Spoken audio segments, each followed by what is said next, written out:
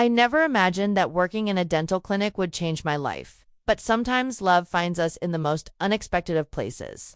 When I first applied for the position as a dental assistant, I thought it would just be a stable job, a way to pay my bills and keep myself on track after a string of setbacks in life. I was 25, still figuring myself out, and to be honest, I had never considered that the woman I would be working for would end up becoming one of the most important people in my life. Her name was Dr. Evelyn Hart, though to most of our patients, she was simply Dr. Hartcomb, professional, brilliant, and almost untouchably elegant.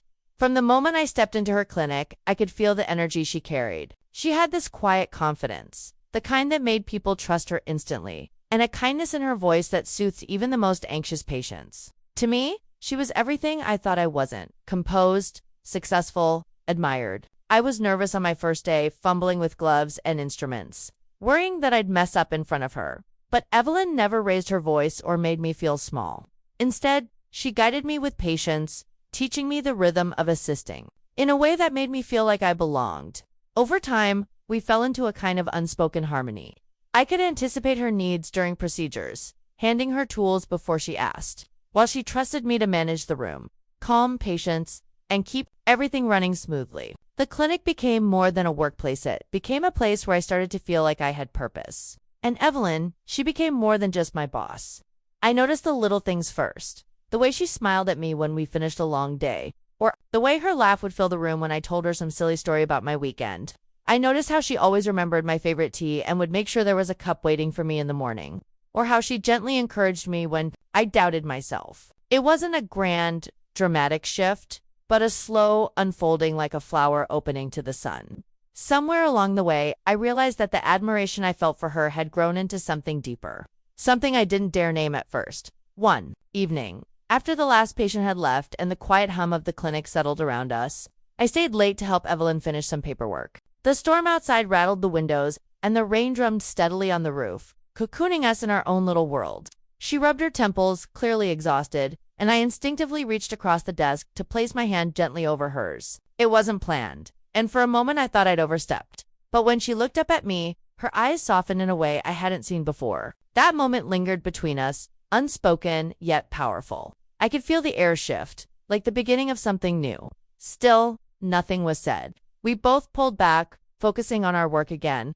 but I couldn't shake the warmth that settled in my chest. Days turned into weeks, and I found myself more drawn to her, not just her beauty, though she was striking with her auburn hair and graceful presence, but her kindness, her integrity, the way she treated everyone around her with respect. It was inspiring, and it made me want to be better, not just for her, but for myself. Our bond deepened through small moments. She started confiding in me about her life outside the clinic, about the challenges of running her own practice, about how lonely it sometimes felt to carry so much responsibility. I, in turn, shared pieces of my past, my struggles, my doubts, the things I rarely spoke aloud. With her, I felt safe, understood, and seen in a way I hadn't experienced before. And then came the day that changed everything. We had a particularly difficult morning with back-to-back patients, and by lunchtime, we were both drained. The cafeteria downstairs was closed, so I offered to run out and grab sandwiches. When I came back, she surprised me by pulling out a small birthday card and setting it on the counter. I froze. I hadn't told anyone it was my birthday, not wanting to make a fuss. But somehow she had remembered from my paperwork. Inside the card were not just kind words, but a handwritten note that said, "You make this clinic brighter every day. I'm grateful you're here." My throat tightened and tears pricked at my eyes. No one had said something like that to me in years. That was the moment I realized it wasn't just me who felt this connection. She felt it too, even if neither of us had dared to admit it. From that day on, things shifted between us in subtle ways.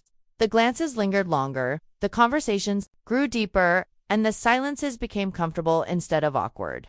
There was no rushing, no dramatic declarations, just a steady deepening of something that felt like it had been growing all along. One Friday evening, after finishing late, Evelyn suggested we grab dinner at a quiet little restaurant nearby. It was the first time we had been together outside the clinic, and it felt different, lighter, freer, like we could finally see each other, not just as dentist and assistant, but as two women choosing to share a part of their lives. Over plates of pasta and glasses of wine, we laughed and talked until the restaurant was nearly empty.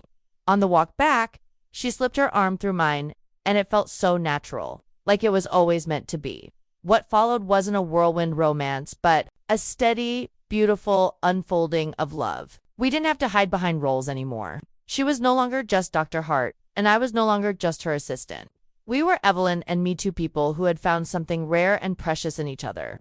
She supported me as I grew more confident in my career, encouraging me to take classes and learn more, while I stood by her as she expanded the clinic, cheering her on through every challenge. Our love wasn't about grand gestures, but about the quiet ways we cared for one another, sharing coffee on early mornings, walking home together after late shifts, finding comfort in each other's presence when life felt overwhelming. Looking back now, I realize how extraordinary it all was. I went into that clinic thinking I was just starting a job, but what I found was so much more. I found a mentor, a partner, and eventually, the love of my life. She was my dentist. I was her assistant, but together, we became each other's safe place, each other's joy, each other's home, and that is a love story worth telling. One that proves that sometimes the greatest relationships don't begin with fireworks or fate, but with simple moments of kindness, patience, and understanding that grow into something truly extraordinary.